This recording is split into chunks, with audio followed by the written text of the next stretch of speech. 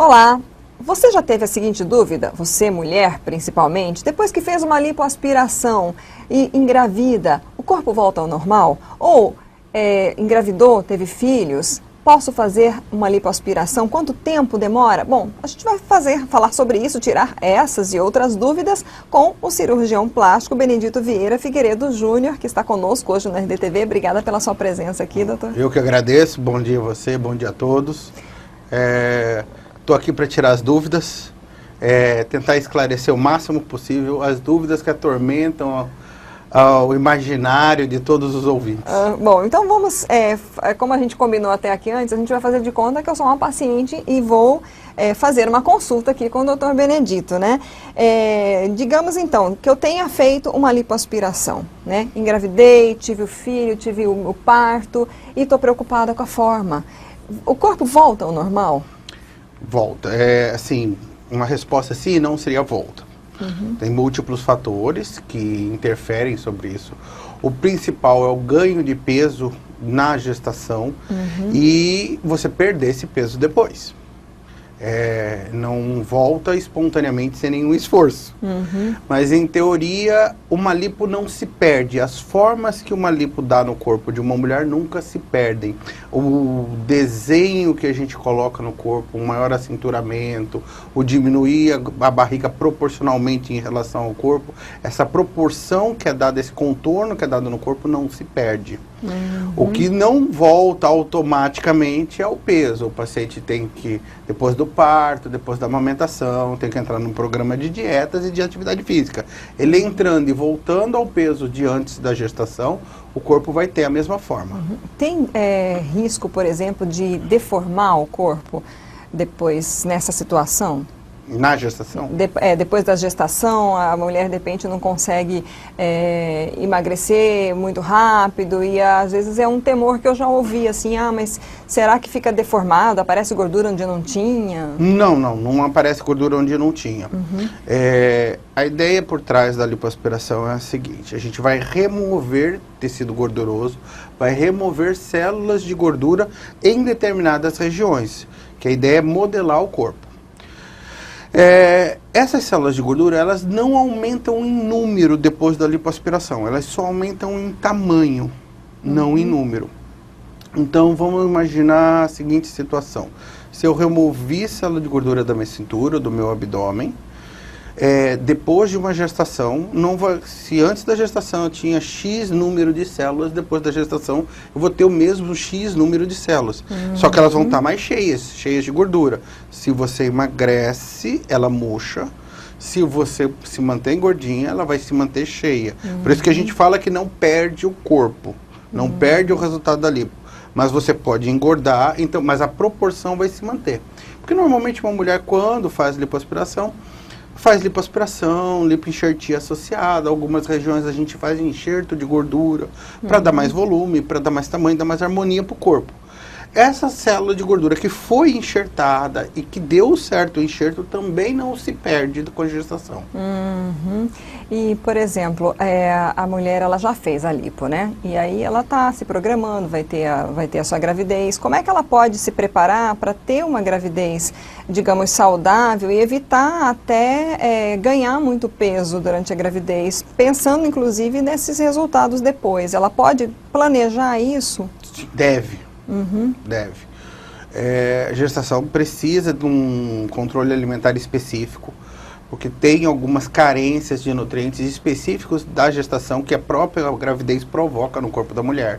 Isso normalmente é acompanhado pelo obstetra e preferencialmente junto com o nutricionista, para preparar o corpo da mulher para uma boa gestação, para um bom desenvolvimento da criança e para um controle desse ganho exagerado de peso. Existe aquele ditado popular que tem que comer por 2, mas não é comer por 2 em volume, em tamanho, é comer por 2 em qualidade. Então tem que se comer com mais qualidade, tem que se alimentar durante a gestação com mais qualidade e também durante o período de amamentação, que é outro período muito importante, onde praticamente é a mãe que vai fornecer alimento para a criança. Então ela tem que estar bem nutrida para ter um alimento de boa qualidade para a criança. E cuidar com a quantidade total de calorias, para você não, nesse caminho, não ganhar peso demais e tornar mais difícil emagrecer. O que a gente tem que entender é o seguinte, a gente tem que ter um feeling, vamos supor, vamos usar esse termo, para entender a situação da vida de uma mulher depois que tem filho, depois que vira mãe. Ela não tem mais tanto tempo para ela, para se cuidar. A rotina dela muda, tudo vai mudar muito. Então, é o que a gente ouve traduzido no dia a dia, nas queixas das pacientes.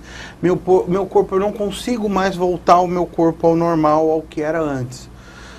Não tem nada de hormonal, de metabólico nisso. Tem mais a ver com um problema social, que é ela não ter tempo para ela, para se cuidar, porque ela tem que cuidar de uma criança que depende 100% dela, para se alimentar, para se limpar, para se vestir, para tudo. E realmente isso acontece, a mãe fica sem tempo para ela. E isso fica mais difícil de entrar num controle de dieta, comer na hora certa, comer a quantidade certa, ter uma vida ativa fisicamente. É muito comum mães de bebês perderem noites e noites de sono e no dia seguinte levantar para ir para uma academia. Fica complicado. Fica complicado. Depois de passar horas e horas sem poder se alimentar porque está cuidando da criança, virar e falar que tem que comer uma salada é complicado. Então a gente tem que entender, tem que ter essa sensibilidade para entender essa parte, eu chamo de social da vida da mulher que tem uma criança. Fisicamente é possível, socialmente isso tem que ser trabalhado na família, o marido tem que estar junto, o pai tem que ajudar, tem que ter um apoio, não basta só cobrar sem dar tempo para ela. Então, quando a gente ouve no consultório a mulher falando, mas eu não tenho mais tempo, eu entendo, às vezes o pouco tempo que você tem, você quer descansar. O corpo ele leva 9 meses gestando, né? E às vezes a gente vê, e aí infelizmente muitas mulheres olham os artistas, né? E às vezes tem artistas que no primeiro, segundo mês já estão enxutinhas, perfeitas, maravilhosas, mas qual é o tempo que o corpo leva para voltar, para retornar àquela forma original, contando com dieta, com atividade, enfim? Então, você falou uma situação bem peculiar. Você criou uma situação fora da curva, uma paciente fora da curva. Uma artista, e eu estou imaginando a situação social dela é o seguinte. Que é até importante a gente falar, né? Porque sempre são ícones, né? Exatamente. É uma situação bem fora da curva. Uma situação muito particular, que é difícil da gente reproduzir para a maior parte da população. A gente está falando de uma mulher que depende da aparência para viver. Então ela não pode se dar ao luxo de sair de forma, perder a forma. Então ela tem na gestação já uma gestação controlada, com ganho de peso, com alimentação. Digamos assim, ela come o que ela pode, não o que ela quer. Ela come o que ela pode, não o que ela quer. Então ela tem uma gestação controlada, com uma alimentação. Termina a gestação, tão logo termine a gestação, já inicia um programa de recuperação de peso e de tônus muscular, com academia, com nutricionista e tudo mais. Com massagens e tudo. E eu acho que uma coisa principal que eu percebo, tem um batalhão de babás, né? Para poder ter tempo para cuidar de tudo isso. Então, assim, você tem que pensar nisso. É uma mulher, é uma situação extremamente sui generis, que ímpar, que é difícil de você se comparar. Você, mulher que tem que levantar, tem que trabalhar, tem que cuidar da criança, tem que chegar em casa, tem que fazer almoço, tem que fazer janta, tem que revisar a casa se foi limpa. E aí, tem que botar a criança para dormir, tem que comer. E aí, que hora que você vai respirar, descansar, para ter espírito para botar uma roupa, ir para uma academia? Ou você vai chegar varada de fome querendo comer a sua comida predileta, e em vez de comer o que tem que ser comido? Então, a gente tem que, como é que eu vou dizer, personalizar isso para a necessidade e a condição de cada pessoa. É possível ter um corpo, uma recuperação pós-parto como uma artista? É possível. Mas você precisa de todo o background que tem atrás. Não adianta você achar que é mágica ou que foi somente um cirurgião plástico que fez tudo. Via de regra, eu tenho como prazo na minha cabeça, eu não cobro uma mulher recuperar o corpo dela depois de um parto, uma mulher comum, com menos de 1 ano. Os primeiros 6 meses pós-parto tem que amamentar. Continua pensando como se estivesse grávida. Você tem que ter boa qualidade de alimentar para poder ter um leite bem nutritivo. Não é hora ainda de emagrecer. Vai emagrecer naturalmente por causa da amamentação, mas não é hora de ser o foco da sua vida esse. Depois de 6 meses, aí você começa a controlar a alimentação visando a estética. Se conseguir, entra com um programa de atividade física. Conseguir, quando eu digo questão de tempo e disponibilidade. Entra com um programa de atividade física e aí vai recuperando o corpo. Eu brinco quando chegam pacientes gestantes ou puérperas recentes no consultório, querendo operar, querendo fazer a mama ou fazer o abdômen. Eu brinco com elas e faço o seguinte: me convida para a festinha de 1 ano de aniversário, eu quero comer bastante brigadeiro, e depois nós vamos conversar sobre sua cirurgia. É muito bom saber, porque às vezes eu acho que a ansiedade é que também provoca um pouco, né, essa vontade de, olha, eu preciso voltar e eu preciso, né, acho que a primeira coisa é controlar a ansiedade, né. Como é que, no caso, a mulher, ela, não sei se o senhor pode trazer aqui exemplos, né? O que a mulher preocupa mais quando faz uma lipoaspiração? Qual é a maior demanda? É abdômen? É glúteo? É seio? Qual é hoje essa tendência? Como é que está? Até emendando aqui um pouquinho, mas tem diferença? Lipoaspiração, lipoescultura são a mesma coisa? Bom, então vamos lá. São e não são.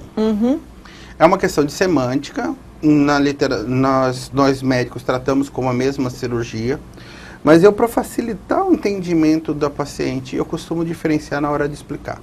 Lipoaspiração é a técnica que a gente usa. Lipoescultura é o resultado da cirurgia. Então eu faço uma lipoaspiração para chegar numa lipoescultura. Em toda a lipoescultura, você tem que fazer uma lipoaspiração. Alguns cirurgiões plásticos classificam da seguinte maneira: quando a lipo é muito grande, você vai interferir em toda a proporção do corpo, chama-se de lipoescultura. Outros separam sem enxerto de gordura, lipoaspiração, com enxerto de gordura, lipoescultura. Pessoalmente, eu tenho uma visão um pouco diferente. Para mim, toda lipoaspiração é uma lipoescultura.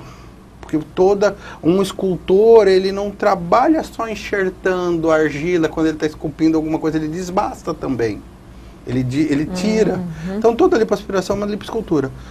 A arma, a técnica utilizada, a forma como é feita é a mesma.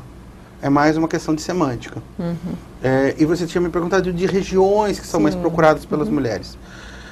Todo mundo começa falando de barriga, mas também todo mundo quer cintura. Todo mundo quer o bumbum um pouco mais arrebitado. O braço um pouco mais fino. As costas um pouco mais estreitas. Eu costumo dizer que é aquele ditado: você dá a mão, pede o braço. A lipoaspiração, o paciente sempre que chega no consultório, a primeira queixa de uma região localizada, mas ao longo da entrevista ele vai citando outras regiões.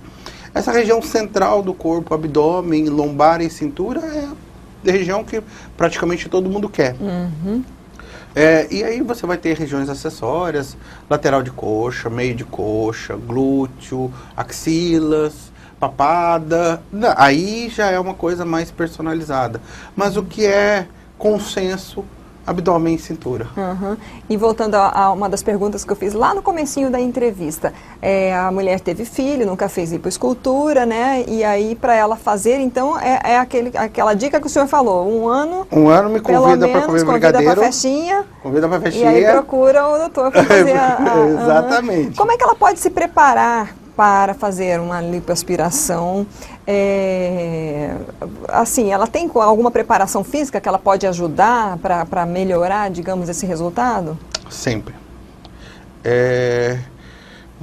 Eu vou tentar fazer uma comparação bem acessível. Vamos imaginar como se fosse um percurso, uma estrada que a gente tem que percorrer, onde o ponto zero é o seu corpo como ele está e o ponto final é o seu corpo modelado como o paciente anseia. Se você começa, quanto mais atrás você começar nessa estrada, mais longo vai ser o caminho. Então, o que o paciente puder fazer de prévio corrigindo eventual excesso de peso, se a gente for fazer uma lipoaspiração só, unicamente para gordura localizada, para modelagem de corpo, com o paciente satisfeito com o peso dele, eu costumo usar bem o termo em paz com o peso, porque o que eu vejo, o que eu sinto no consultório é a paciente muito angustiada com o peso dela, ela não está em paz. Muitas vezes ela está preocupada com o número na balança e não está vendo tanto o que vê no espelho. Então eu costumo usar esse termo, em paz com o corpo. Se a paciente está em paz com o peso dela, é uma questão de modelar o corpo mais. Óbvio que tem um paciente em melhor situação que aquele que não está em paz com o peso. Então a primeira coisa que eu peço para o paciente é estar em paz com o peso. Em paz com o peso não significa necessariamente estar magra. Significa bem em paz mesmo. É assim, não, eu estou acima do peso, estou 5 quilos, 10 quilos acima do meu peso, entendo isso. Não, minha rotina tem gente de até vida... que não se gosta muito magra, Exatamente. né? Às vezes, ter essa consciência, minha rotina de vida, como eu falei, já não me permite mais estar extremamente magra. E o que eu posso fazer para ter o melhor corpo possível desse peso que eu tenho? Aí essa é a paciente perfeita para a gente operar. Ela entende que ela não está com... não passou daquela etapa de vida de 100% corpo, está numa outra etapa de vida, e o que ela pode ter, qual o melhor corpo para essa etapa de vida dela. Então, a preparação, que eu diria, é mais de cabeça que de corpo. É mais de cabeça que de corpo. Quando ela atinge esse nível de consciência, ela é a paciente perfeita. Estando com 50 quilos ou estando com 100 quilos. Mas ela tem que ter esse nível de consciência. Claro, se a gente for falar tecnicamente, quanto mais perto do corpo ideal, do peso ideal, melhor. Quanto mais tônus muscular, mais condicionamento muscular, melhor, porque menos flacidez a gente vai ter. Isso falando tecnicamente, mas a minha percepção é que o ser humano não é só um corpo. Tem uma cabeça e tem um convívio social por trás.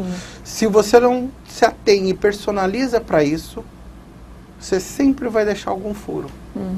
Bom, partindo então para o final da entrevista, e acho que aí isso também certamente é no final das consultas, o custo de uma lipoaspiração, como é que é feito, como é que é negociado com o paciente, que tipo de preparação financeira ela pode fazer?